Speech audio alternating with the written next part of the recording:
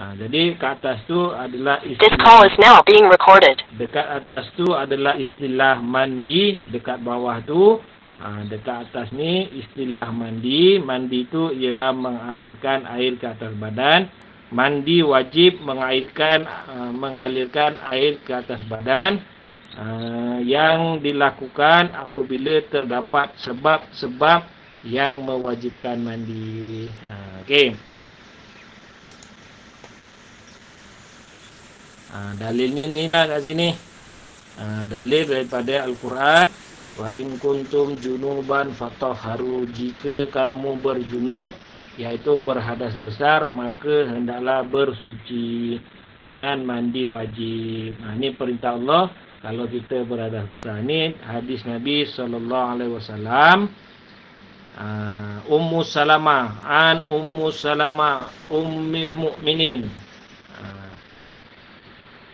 annaha qalat ja'at Ummu Salmin imra'atu Abi Talhah ila Rasulullah sallallahu alaihi wasallam qalat ya Rasulullah innallaha la yastanji minal haqqi hal ala mar'atin min ghuslin idza ihtamat. Faqala Rasulullah sallallahu alaihi wasallam na'am idza ra'atil ma.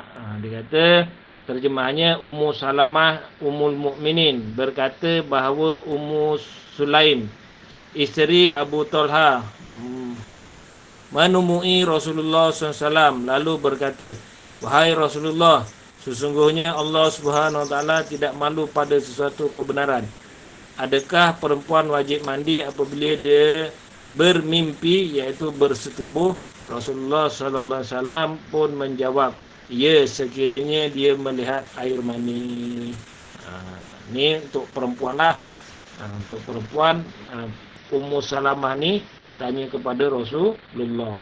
Tanya benda yang betul, jangan jadi malu. Dia kata kat sinilah. Okey. Habis. Fa'in kuntum ni tadilah. Hadisnya sama yang Ustaz katakan. Dia tak keluar pula. Okey. Perkara-perkara yang disebabkan mandi wajib. Perkara-perkara yang sebabkan kita mandi wajib ada 3 kepada lelaki, 3 kepada perempuan. Okey, yang pertama yang lelaki adalah keluar mani. Yang kedua, jima. Yang ketiga, mati selain mati syahid.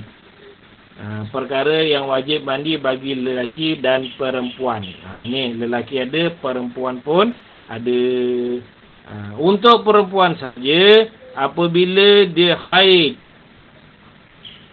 apabila wiladah dan nifas.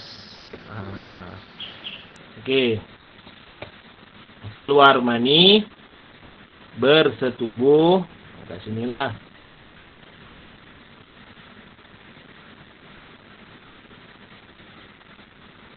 Atau jima. Sama je. Sama je ni, bersetubuh, maksudnya jima. Untuk perempuan adalah haid, wiladah dan nifas. Ni semua perempuan tahu kan? Apa dia haid, apa dia wiladah, apa dia nifas. Tak tahu, kena tanya. Okay. Ni ialah perkara-perkara yang menyebabkan kita kena mandi wajib apabila sudah selesai. Bukan belum lagi selesai, dah kena mandi. Dia dah selesai. Contohnya bagi perempuan dah selesai haid dia dah habis, kena mandi wajib. Untuk perempuan yang wiladah dan nifas, ini bagi perempuan yang bersalin. Ni perempuan yang bersalin. Okey, wiladah ni maksudnya darah yang keluar bersama bayi yang keluar ketika bersalin. Itu wiladah. Dan nifas pula adalah darah yang keluar selepas darah wiladah sehingga 40 hari.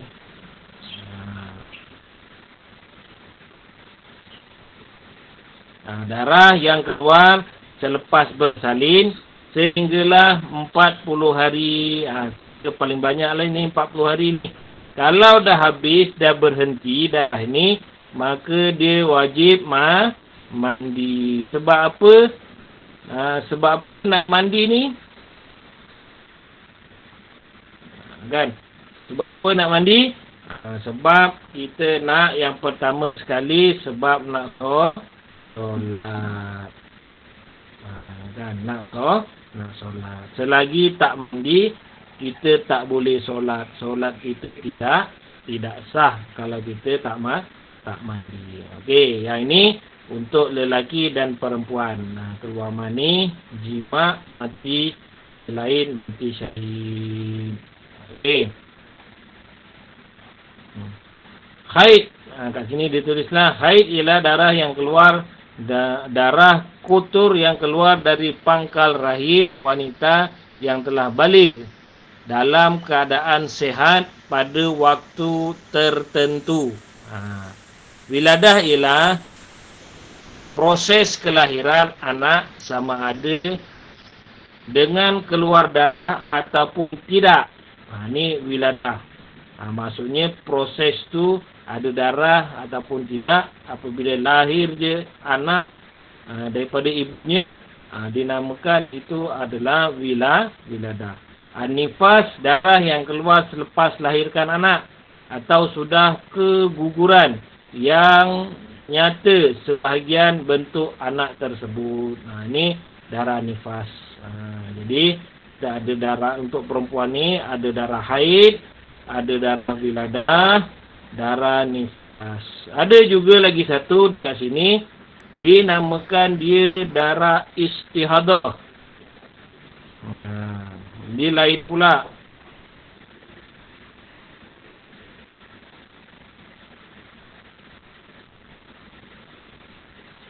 Apa dia Ustaz darah istihadah ni? Darah istihadah ialah darah yang keluar, samalah tempat keluarnya dengan haid ni, tetapi dia melebihi dari tarikh haid, ataupun dinamakan dia sebagai darah penyakit. Ini panjang sikit lah ni. Darah penyakit. Jadi apabila keluar darah penyakit ini, kan tak perlu dia mandi wajib. Dan dia kena solat seperti biasa. Dia kena solat seperti biasa walaupun dia ada darah. Contohlah, dekat sini hari pertama sehingga hari ke-15 haid. Okey. Jadi hari ke-16 kan hari ke-16 dia kena mandi. Mandi wajib lah. Dia kena mandi wajib sehinggalah sampai bila-bila. Walaupun hari ke-16 ini dia telah masih keluar darah haid. Dia kena habiskan mandi 15 ni, kena mandi. Kemudian walaupun hari ke-16 ni keluar haid, dia kena solat juga. Dia kena solat. Kena solat lah. Tak kira lah apa. Ni waktu haid dan waktu suci adalah 15 hari. Okey. Kalaulah hari haid ini dah 15 hari, contohnya 1 hingga 14 hari. Okey, 14 hari suci, dah suci. Kemudian hari ke-10 selepas suci ni dia datang haid. Maksudnya dia kurang 5 hari. Kan kurang 5 hari. Jadi 5 hari ini adalah hari suci. Bukan namanya hari haid, Iaitu namanya dia adalah darah istihadah. Untuk perempuan lah.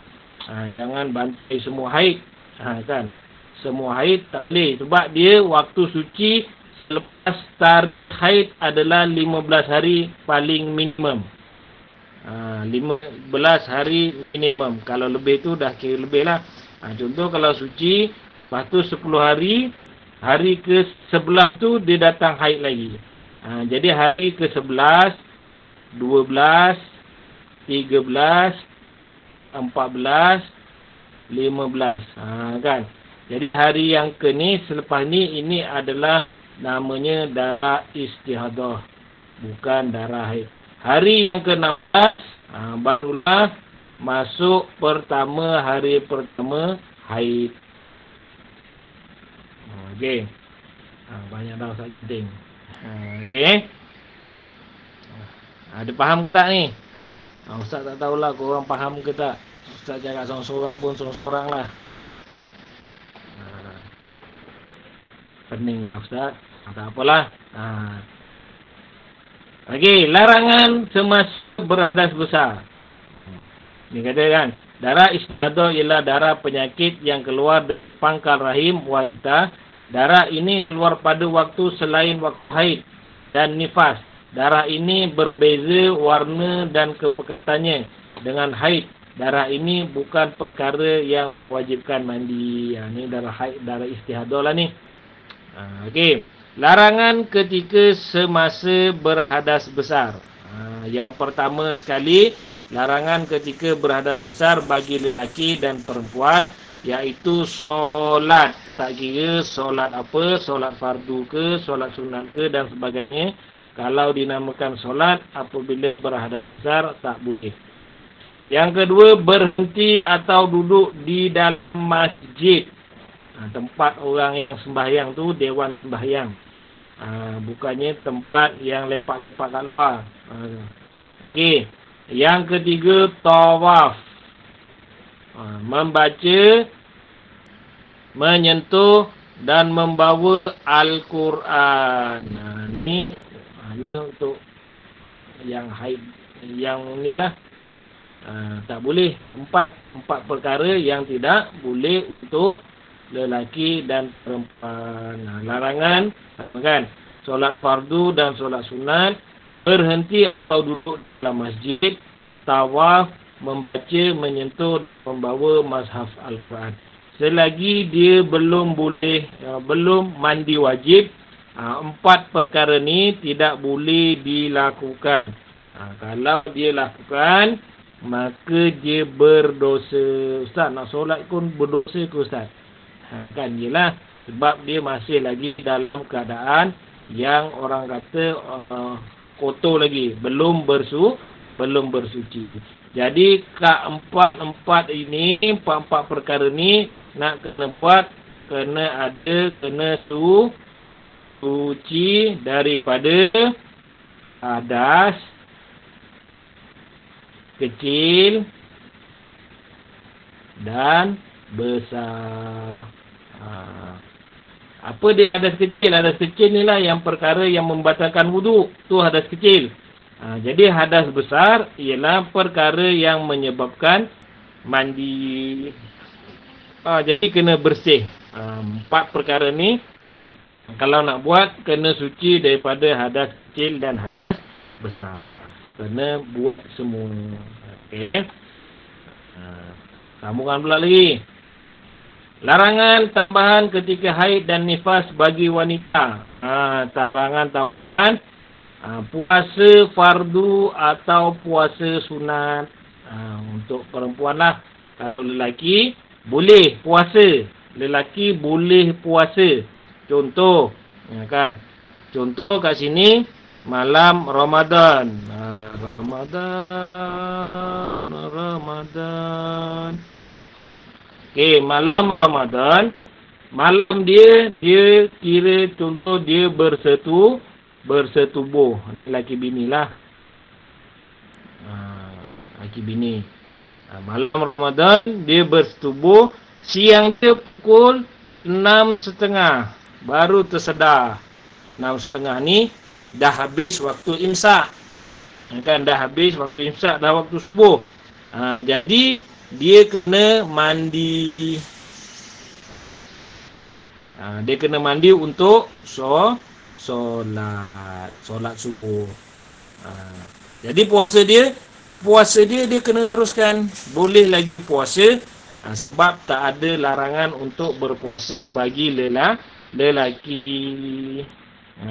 Itulah. Ni untuk lelaki lah. Jangan kata dalam keadaan hadas besar tak boleh puasa. Salah. Dalam keadaan hadas besar, yang ni kecuali haid, nifas dan wiladah tu untuk perempuan. Ni untuk lelaki. Kan? Okey. Yang kedua untuk perempuan yang dalam keadaan haid, nifas dan wiladah ini tidak boleh berjima, bersetubuh lah. Ini diharamkan. Tambahan. Ini semua lelaki. Yang ini untuk tambahan yang haid dan nifas. Lelaki tak adalah. Lelaki tak ada haid. Lelaki tak ada nifas. Jadi dia kena puasa. Tadi berjima. Lelaki tak apalah. Kan? Lelaki tak ada larangan. Yang ni untuk yang haid dan nifas je. Okey. Selesai. Jadi kita tengok jawapan dekat sini. Larangan tambahan ketika haid dan nifas bagi wanita. Yang pertama, puasa fardu ataupun puasa sunat. Puasa fardu tu puasa Ramadan. Ni Ramadan lah. Puasa sunat Isnin, Khamis. Lagi puasa hari putih.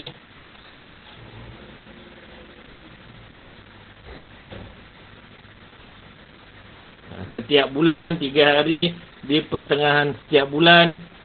Tu puasa sunat, puasa Muharram. Puasa Muharram ada macam-macam lah puasa sunat. Okay. Yang kedua, berjima, bersetubuh lah. Ini dilarang pada orang perempuan yang haid. Yang tak haid boleh lah. Kan? Okey. Habis. Faham ke tak ni setakat ni?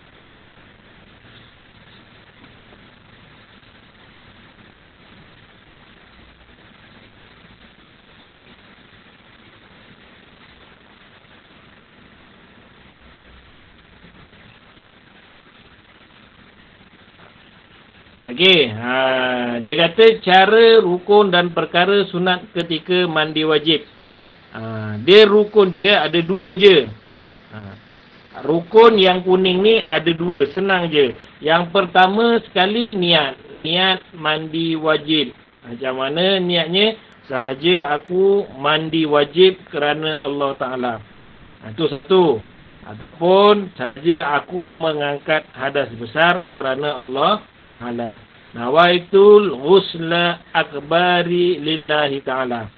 Sahaja aku nawaitul ghusla. Sahaja aku mandi liraf'al hadasil akbali. Untuk mengangkat hadas besar lillahi ta'ala. Sahaja aku mandi mengangkat hadas besar kerana Allah Ta'ala. Ataupun nawaitul ghusla wajibah lillahi ta'ala. Sahaja aku mandi wajib kerana Allah Ta'ala. Itu satu rukun. Yang kedua, meratakan air ke seluruh anggota badan. Selesai. Meratakan air ke seluruh anggota badan. Itu namanya mandi tadi kan. Kalau air tak rata ke seluruh badan, itu bukannya nama mandi. Okey. Itu pertama. Rukun. 2 je. Kita kena buat yang 2 sahaja. Yang lain ni adalah tambahan supaya mandi kita dapat banyak pahala. Yang pertama, basuh pergelangan tangan dulu. Macam wudu, basuh pergelangan tangan semua. Dah selesai. Bersihkan kubur dan dubur dengan tangan kiri sambil mencangkung.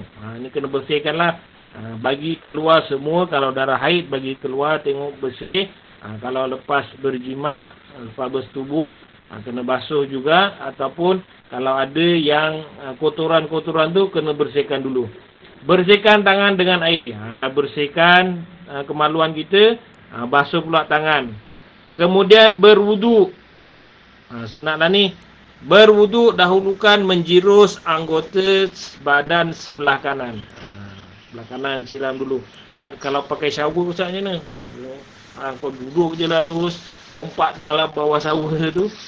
Kan? Kalau lompat terus bawah shower tu, kena kepala. Lepas tu pancur sebelah kanan. Sebelah kanan gosok-gosok sebelah kanan. Basuh anggota kepala 3 kali. Dan selat rambut. Kalau pancur tu, masuklah kepada dulu selat-selat rambut semua. Yang perempuan sama, lelaki pun sama. Kan, kalau perempuan mandi wajib kena basahkan rambut. Sebab nak kena semua kulit-kulit yang ada di bawah rambut. Okey. Gosok badan berturut-turut antara basuhan anggotanya. Gunakan basuhan pada lapisan badan. Kan? Tengoklah ni. Okey. Rambut ni yang ditulis ni adalah tempat-tempat wajib diberi perhatian. Rambut pastikan rambut basah, dan kulit rambut ni dalam ni semua kena air. Telinga, gosok telinga. Kelek, kelek ni ketiak lah orang panggil. Kan? Ketiak pun kena basuh, kena gosok. Kulit perut, kulit perut ni yang berlapis-lapis lah, kena gosok juga. Lubang pusat, dalam tu kena sampaikan air. Celah-celah tangan.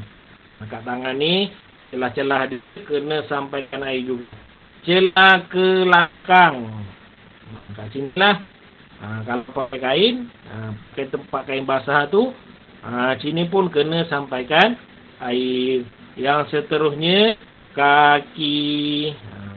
Kaki ni kat selat-selat semua, bawah kaki dan sebagainya. Kita tengok pula. Okey. Rukun mandi wajib mesti niat. Mesti ketika sampai ke mana-mana. Ke mana-mana ni? Ke mana-mana anggota.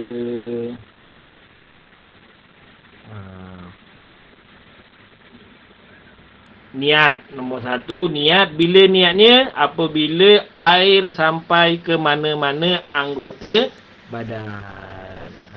Tangan ke, kepala ke, kaki ke. Waktu tu lah ni. Meratakan air seluruh anggota badan, kulit dan apa benda ni. Tengok sekejap. Kulit dan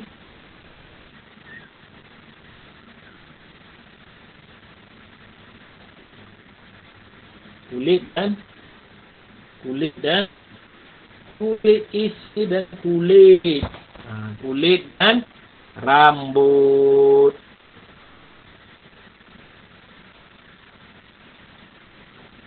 Okey.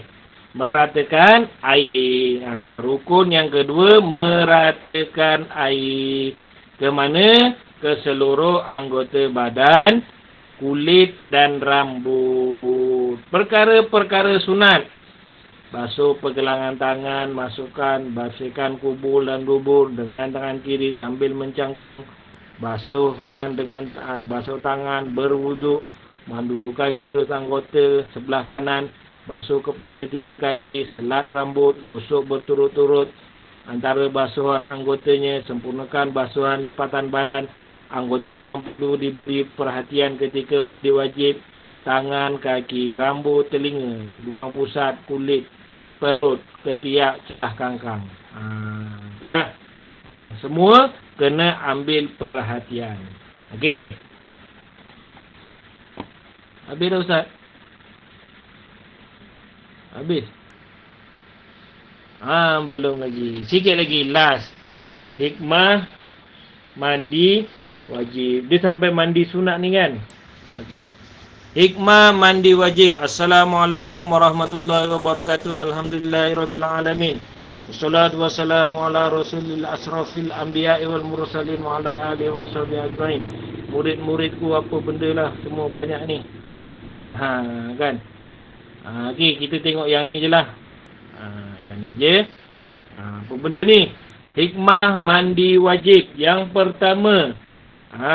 pertama sekali diberikan ganjaran pahala. Yang pertama sekali, kelebihan kita mandi wajib, Allah berikan kita pahala. Sebab apa? Mandi pun dapat pahala. Yang kedua, segala ibadah yang diharamkan ketika berhadas besar boleh dilaksanakan semula. Pada apa yang tak boleh? Contoh ibadah ada 4 kan. Solat, lagi awal,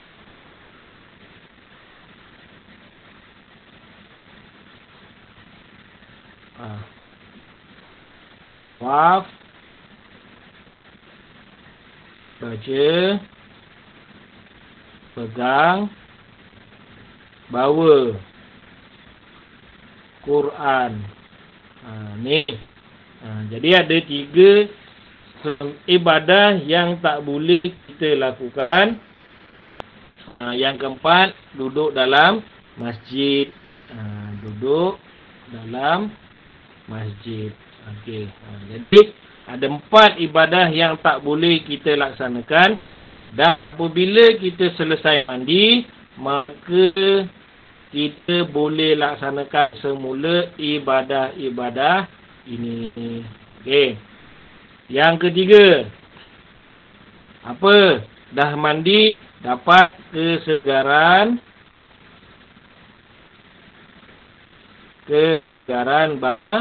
badan.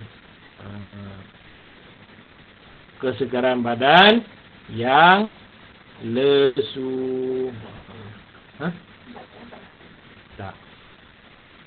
Jadi selepas mandi, kita hikmah dia, kita dapat menyegarkan badan yang lesu, yang letih. Dah mandi dapat. Yang seterusnya, menghilangkan bau peluh dan darah. Inilah darah ni, darah haid dan sebagainya lah. Yang seterusnya, bersihkan badan, dapat membersihkan badan dari kuman yang kita tak nampak. Kan? Membersihkan daripada badan dan kuman yang membawa penyakit.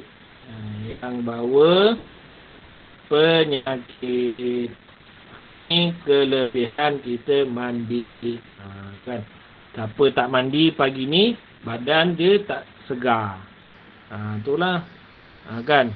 Badan tak segar pun, masa belajar pun, itu je. Ya, nampak ya? Dia keluar sikit. Kan? Pagi-pagi, pukul 7, lepas sembahyang subuh, mandilah. Nak belajar, sebelum belajar, seeloknya kita mandi dulu. Jangan tak mandi. Sekarang ni start pukul 8 kan? Pukul 7.30 tu dah kena mandi dah. Pukul 7.30 tu dah kena mandi. Okey. Bagi jenazah pula, dapat membersihkan, menjaga aib mereka dengan menghilangkan bau najis, membuang kotoran yang terakhir yang ada pada badan sebelum dikebumikan. Ini kelebihan untuk jenazah. Okey. Yang ni mandi sunat. Tadi mandi wajib. Yang ini mandi sunat. Bila kita nak mandi sunat, ada banyak waktu-waktu mandi sunat. Yang pertama hari Jumaat, yang kedua hari raya, yang ketiga sebelum solat meminta hujan. Hari raya ada dua. Hari raya Aidilfitri, hari raya Aidil Adha. Sebelum gerhana, sebelum solat gerhana, gerhana bulan ataupun gerhana matahari.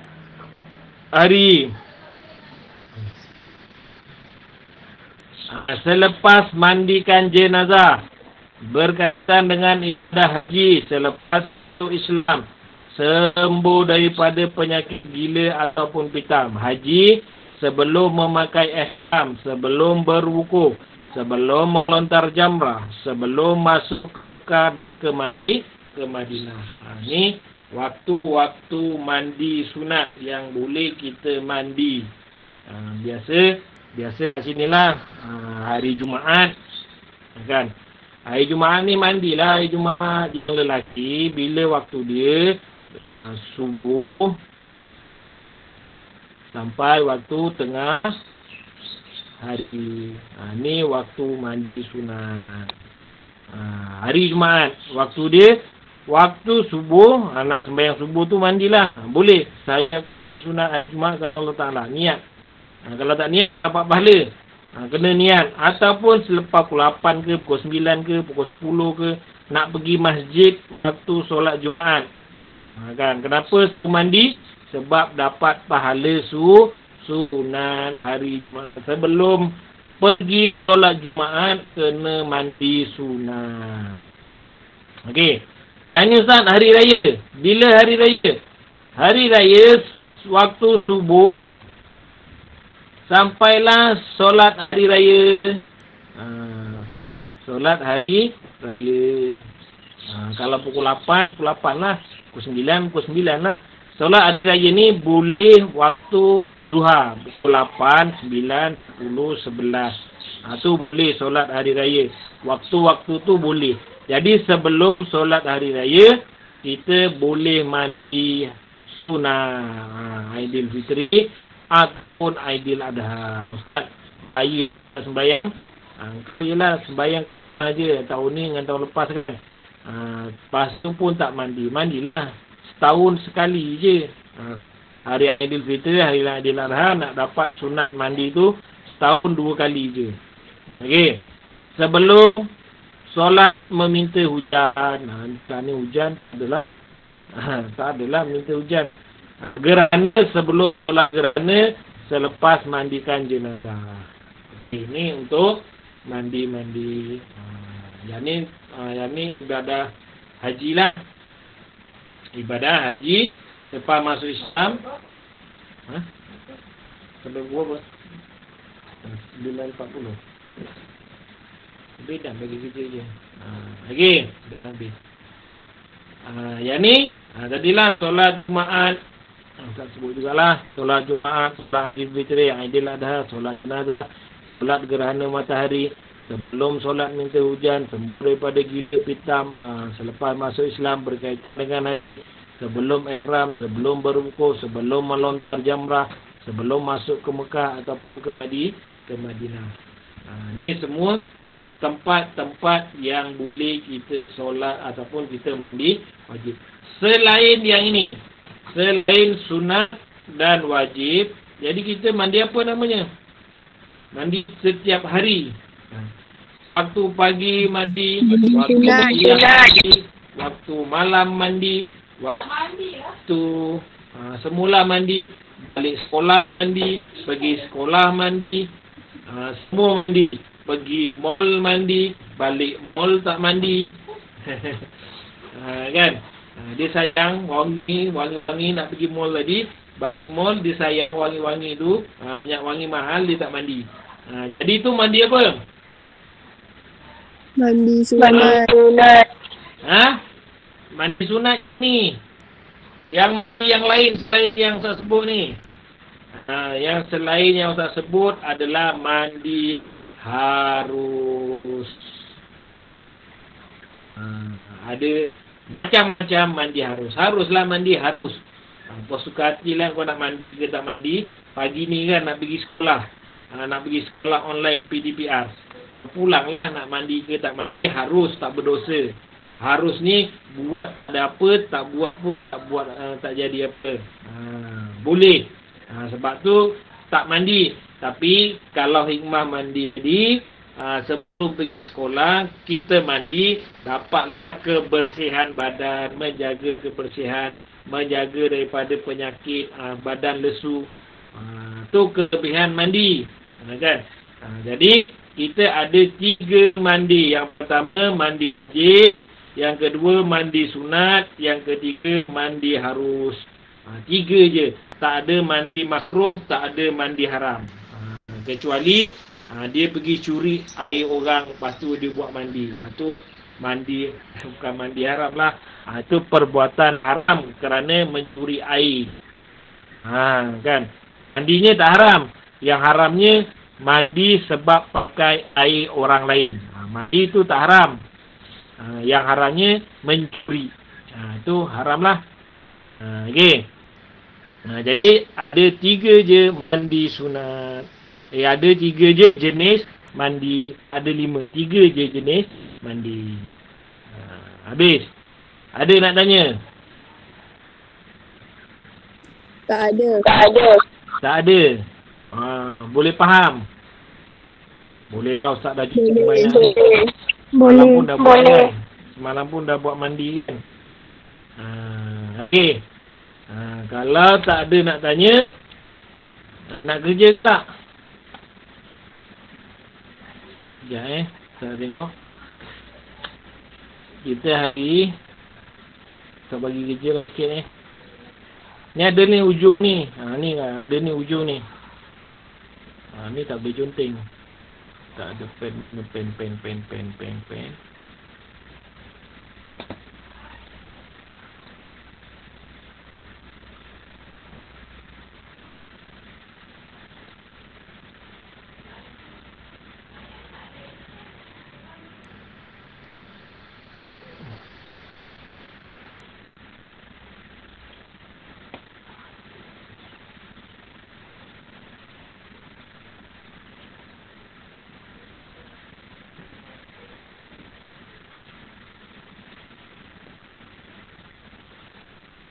Tak boleh.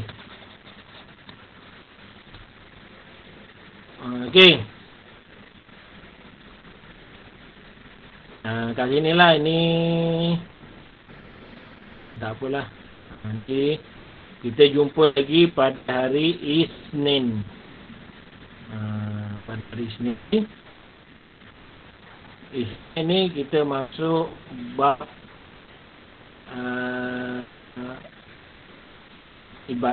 bab yang last bahagian adab dan akhlak Islamiah. Okey. Setakat itu saja pembelajaran kita hari ini. Ada nak tanya? Kalau